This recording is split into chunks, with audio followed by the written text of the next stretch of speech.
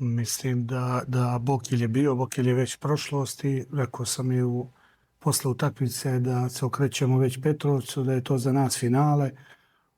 Velika 3 boda naročito u ovom teškom trenutku, ali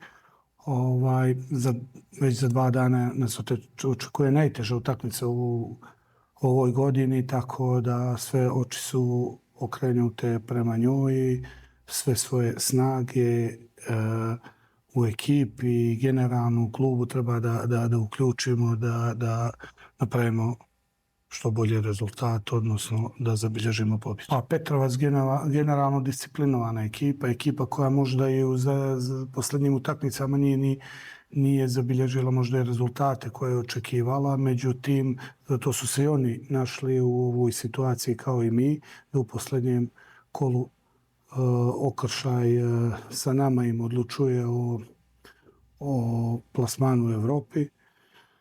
Biće teška utakmica, znamo sami, atipičan, malo manji teren, međutim dugo se znaju igrači, ekipe su maltene iste kao i prethodnom periodu, neće biti mnogo tu tajni.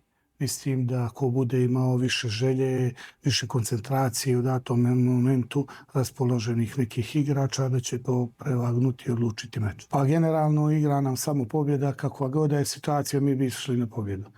Generalno to se zna, to se očekuje od budućnosti i u prošloj utakmici je tako bilo. Mi smo došli do te pobjede i očekivali smo povoljan ishod iz Bara. Dobili smo ga i generalno idemo na pobjedu. Rekao sam momcima u uvodu utakmice, ovo je finale koje mora da se pobjedi. Znamo da je najteže kad se mora, ali mi ćemo dati sve od sebe, probat ćemo. Ništa u životu ne možeš obećati, ali ja obećavam sigurno da ćemo kao u prethodna 2 meča da damo svaki atom snage, kako mi na klupi, tako i igrači. Smatram da ćemo se na kraju radovati i da ćemo ući u Evropu. Dosta se priča o utakmici, nekako se i euforija napravila za taj meč.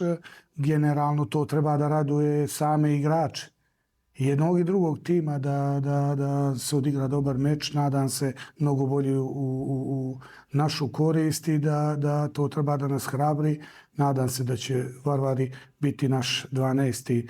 navijač kao u prethodne 2 utakmice, u što ne sumnjam, i da ćemo zajedno sa njima na kraju slaviti ulazak u Evropu.